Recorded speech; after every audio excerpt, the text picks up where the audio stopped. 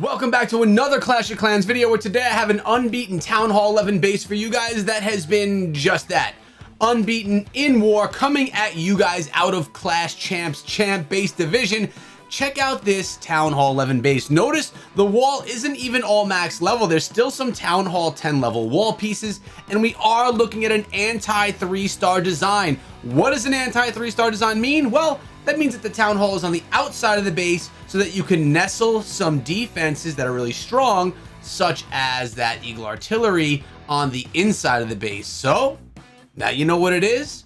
Let's figure out how it works out. Notice you had the invisibility spells and the rage spells because we have a little bit of a blizzard happening here in the beginning of the attack. That blizzard is going to take out everything in the core, which was the Eagle Artillery, nicely executed there if I say so myself, and even takes out the clan castle troops. That Lava Hound completely gone. You get those super wizards, you get invisibility, and you get rage, and you could really core out a base. So now it should be easy for pathing right here for the rest of the attack.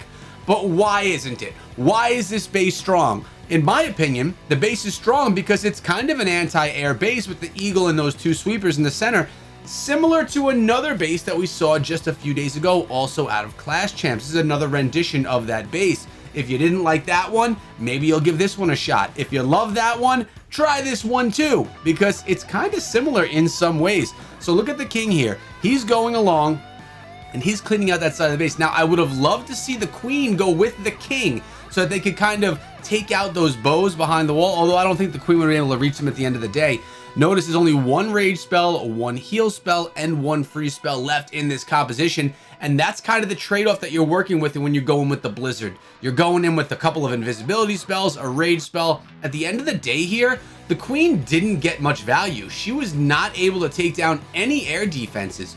All she did was kind of funnel down the base, which may have been a downfall. Now, as we see, this air defense continuously beat down on balloons and on dragons. That Grand Warden's ability should be used really quickly while the balloons and dragons are together to get that value. Notice the dragons on the outside of the base did not capture or they were not able to get any of that Grand Warden ability.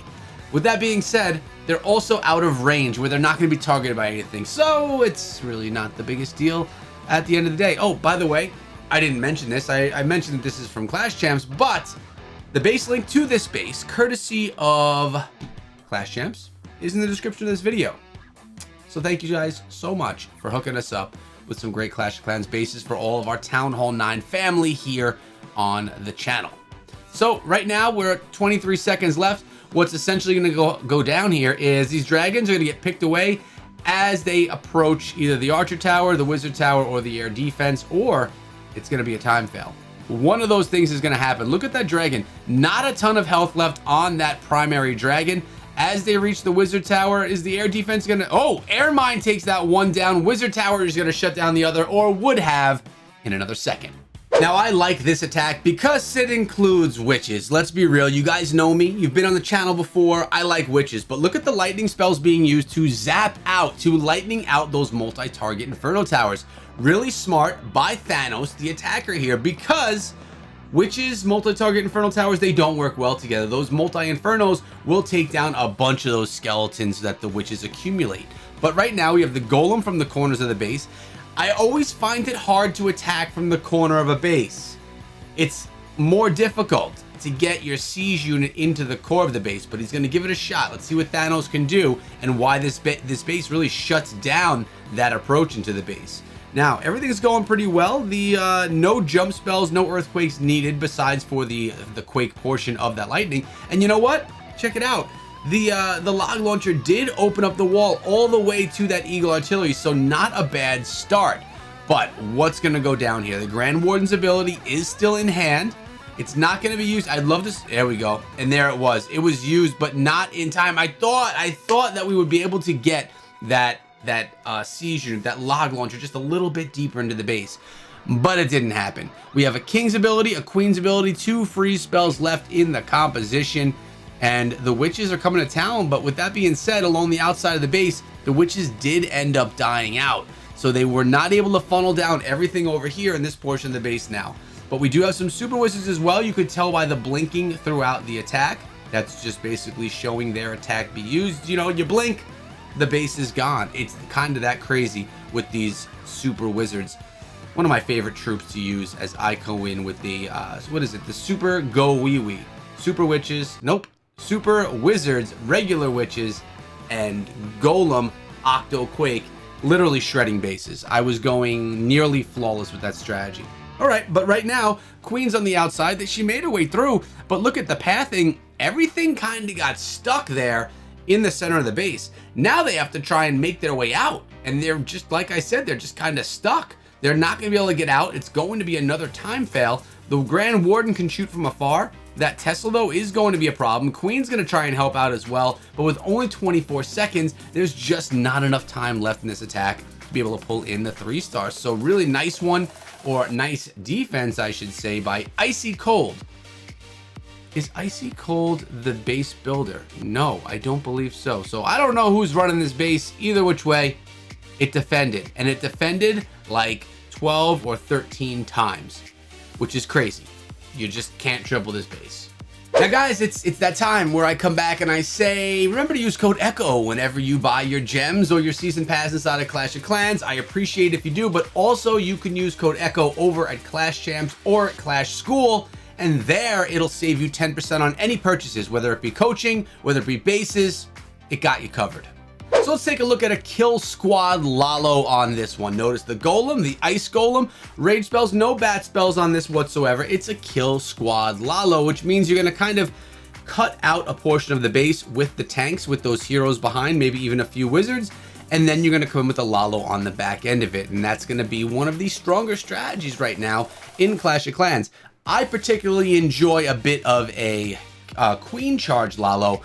But if you can get your heroes into the base behind a log launcher, just like we see Nitten doing right now, it could be very, very successful. So that log launcher acting as a tank, the golem and ice golem are acting as tanks, and the queen's able to come on in here and shut down both the clan castle troops. Although it is a lava hound, you don't need to worry so much about those CC troops when you're dealing with the hound. I love the Yeti coming out of the log launcher, and this queen, she's gonna be able to step on up.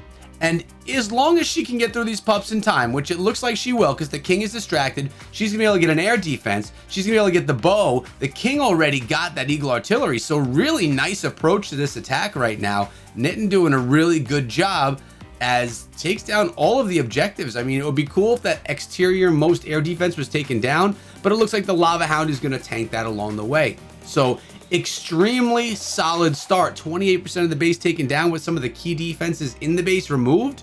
Solid. But what goes wrong? Why does this base stand? And we're going to watch that as it goes in right now. Lava Hounds is in, tanking that air defense, eating a lot of air mines along the way. Multi-Inferno is shut down with the freeze spell. Yeah, I was just going to say, let's see a haste be used because you don't want that multi melting those balloons, but also you didn't want that air defense beating down as much as it did. This is actually looking pretty nice, but remember there is that Tesla farm up front, right on the top. Now, remember, I just recalled that there's a Tesla farm up top, which means everyone that watches this video on YouTube is gonna know that there's a Tesla farm up top, and this is the lesson for you guys to learn. Make sure that when you copy this base from the link in the description that you change the trap positions, rotate the base via the new rotation feature inside of Clash of Clans. I told you that was coming. I just had a feeling. I knew it was going to be coming. Just change it in some way, because when people see this base, they're going to say, oh, I remember that base. I saw that on the internet.